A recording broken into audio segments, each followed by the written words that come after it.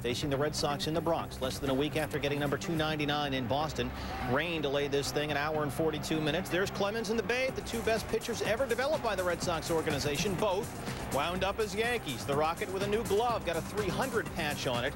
But home plate umpire Bill Miller says Grady Little's Red Sox are complaining about that patch. It's got to go. They're watching every move that a guy makes out there, and the patch was about the size of a baseball on the outside of the glove, and that's, like I say, I wasn't going to have to go up there and hit, so it didn't bother me all that much. But when it bothers my players, then I got to do something. Some people call it a casual blade. I call it a sling blade. Clemens switches to a regulation glove. He said switching gloves, no big deal. Looked that way in the first. Gets Todd Walker, no big deal. But Clemens with a 35-pitch second inning. Top two, runners at the corners. Shea Hillenbrand. It gets through to right. Manny Ramirez scores. Hillenbrand 3 for 5 Monday, and it's 1-0 Boston. Top three now. Omar Garcia-Parra. The hit streak to 26, sixth longest in Red Sox history. Two batters later, they are loaded.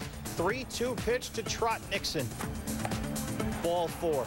Clemens wanted the call. Run scores, just the 15th ever bases loaded walk of Clemens' career. Next batter, Kevin Millar to the gap. Hideki Matsui. That's a top 10 nominee. A run scores, but Godzilla robbed Millar of the game's big hit to that point. Red Sox up 3-0, and the Rockets certainly happy to get that support. Top four now. Doug Mirabelli on third for Boston. Nomar in a quick 0-2 hole, and Clemens uncorks one. The wild pitch. Here comes Mirabelli. 5-0 Boston. Yankees get some runs. They're down 5-3 in the fifth, and the Rockets settling down. Gets Manny. And then Trot Nixon.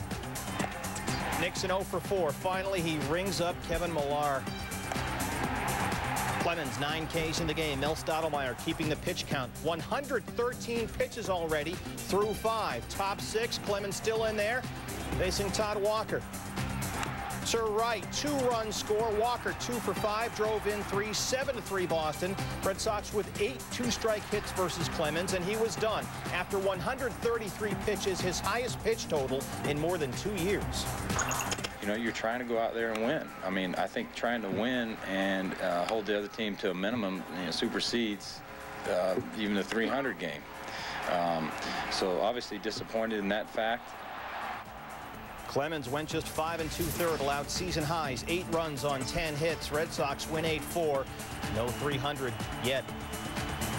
To me, the win would have been great for the fact that it had been 300, but it had been better because this is the way we're playing. So I don't think we're eliminated from the race yet, but we do need to play better. When you're thinking 300, you're still thinking win. You know, it's different than a player going out for an individual goal that doesn't relate, you know, it's not a win, like a home run or a hit.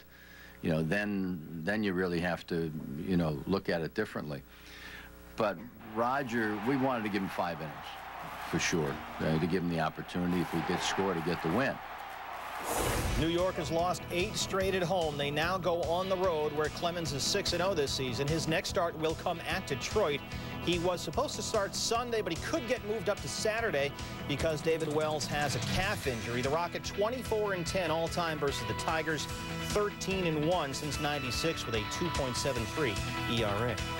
John Smoltz in for the 9th, tied at 3. Braves have won 73 straight when John Smoltz has pitched.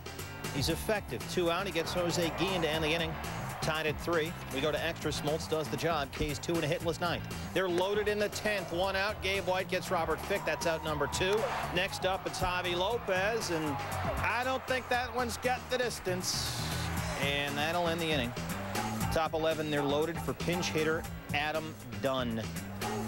Oh, his 18th home run, that leads the majors. That's a grand slam, and it's 7-3 Reds. Bottom 11 now.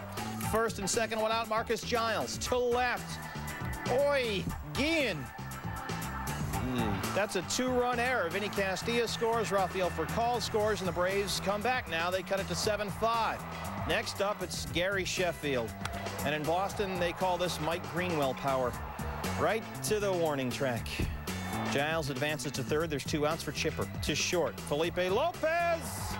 Giles scores, and now it's a 1-run game. Next batter, Andrew Jones. He's got some cool shades. Since he wins 7-6, Smoltz streak ends at 73. The Reds' losing streak ends at 4. So the Braves finally lose a game in which John Smoltz appears. Atlanta's last such loss, May 29th. In Miami, bottom four, this is Juan Encarnacion just pummeling Claudio Vargas. Two-run shot is seventh. It's 5-1 Marlins as Vargas is whacked for 5 runs on 7 hits and 4. Top 7, Vladimir Guerrero off Carl Pavano. This is deep, and Encarnacion is running into the wall. Can't make the catch. He would be okay. Watch the hot tub. Pavano didn't need a whole lot of help. He was terrific. A 5-hit complete game for Pavano. He finishes the at-bat by getting Vlad the Impaler. Second career complete game for Pavano. Florida has won 4 in a row.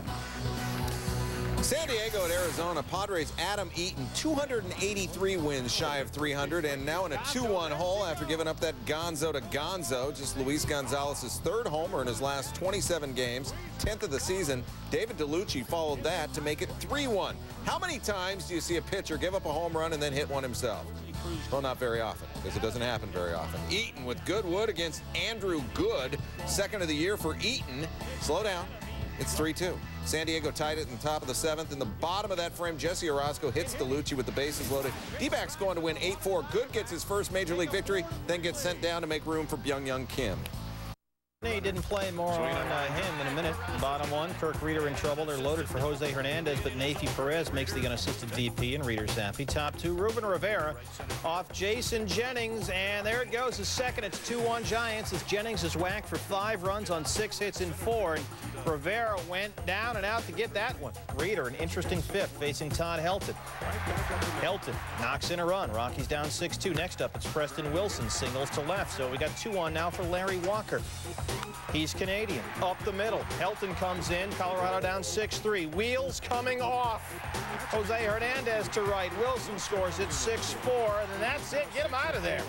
Reeder allowed 6 runs on 10 hits and 4 1/3. Joe Nathan, first guy he sees is CJ. 3-run home run, number 5 for Johnson, but his first since April 29th. A 6-run Colorado 5th gives him a 7-6 lead. In the 7th, they're up 10-6. Loaded for the just activated Ray Durham, and Steve Reed gets him. Rockies win 12-7 on 18 hits. As for Bonds, he won't play again until at least Wednesday. Barry has been out since injuring his right knee in Friday's game against the Rockies. He did take batting practice Monday. The Giants say the swelling is gone, but the knee is still a little too sore for Barry to get out there and play. Chicago at Toronto. Mark Burley looking for career win number 42, but looking at Tony Graffinino losing that gloving feeling. The E puts runners on first and second with no outs. Frank Catalanato up next. Carlos Lee in left. And apparently he left his game mitt at home. Chris Woodward will come home on the air. One of 4 White Sox miscues on the day. It's 3-2 Chicago. Vernon Wells walked to load the bases. Carlos Delgado, 0 for 10 career against Burley. Finds a base hit that scores 2, gives the Jays a 4-3 lead. Delgado leads the majors with 51 RBIs. Monday was the first time they'd opened the Sky Dome roof this season, or was it a case of the roof caving in on Chicago? Joe Creedy doesn't tag third. Burley eventually tagged for 2 more in the inning. Rick White replaced him after the 6th, and in the 7th, Woodward blisters that offering. Just his second. Jays win at 11-5. Chicago has dropped 10 of its last 12 road games as it opens a 14-game road trip. Mark Burley with 8 losses and 12 starts this season, including 7 straight. It took him twice as many starts to get 8 losses last year. In fact, in his All-Star season of 2002, Burley didn't record his 8th loss until August 4th, and by that time he had 14 wins, finished with 19. He has only 2 wins so far this season. Jeremy Bonderman, 298 wins away from 300, facing Milton Bradley with 1 on and 2 out. That's out. Bradley, he's got some bad scratch fever going. 6 for 16 with that homer and 7 RBIs in his last 4 games. Wants to enjoy his 4th of the season with the gloves off. The opposing team always enjoys that. Detroit took a 5-2 lead on a Dimitri Young 3-run shot in the 2nd. But in the 7th, the Tribe's Brandon Phillips votes that Steve Avery pitch off the island and out of the park. Bonderman's lead and a chance at the win disappears. Bottom 7, Brandon Inge will make a winner of Avery. A 2-out solo. Not bad for a guy batting a .145. Tigers win 6-5. Just their 4th home victory this season. Bagwell batting a .150 in his last 10 games. He's gone 15 games without an RBI. When's the last time he hit an ESPN employee? This one coming right back. Oh, boy. I just have stone hands, Buck. You booted it. Wow. There it is. From Woody Williams' hand to mine. You didn't catch it, But you picked it up off the I don't know if you can see, there's a little discoloration. Actually, I'm in terrible pain right now. Rich Eisen, ladies and gentlemen. Fourth inning, Cards up 3-zip. Jose Vizcaíno getting ready to pinch hit for pitcher Pete Monroe. Adam Everett of the Dinosaur-believing Everetts ends the inning before any pinch hitting is necessary. Edgar Renteria, the glove and the throw, so Mr. Monroe remains in the game. 3 batters into the bottom of the 4th. Monroe is serving Jack to J.D. Drew. A 3-run shot. Monroe will be leaving now. Cardinals, 14 hits in the 10-5 win. Did lose Fernando Vina to the 15-day DL.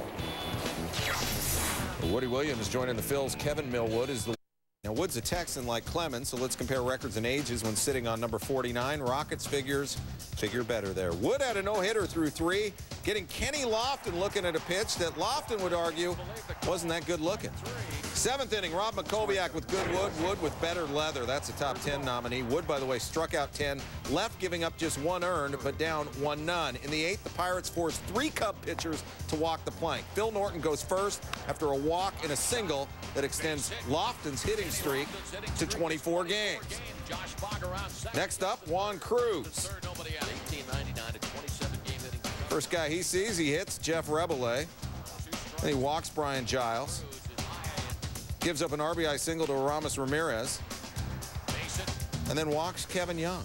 4-zip Bucks. Dusty's taking another walk to the mound next. Antonio Alfonseca walks his first batter, Jason Kendall, on 4 pitches. Norton Cruz, Alfonseca give up 9 runs in the 8th inning. Pirates win it 10-0. Sammy Sosa showed off his injured toe to reporters Monday, and we're sorry we missed that. Sammy says he'll be back in the lineup Friday for a series opener against the Astros. Sammy's been on the disabled list with toe woes since May 10th.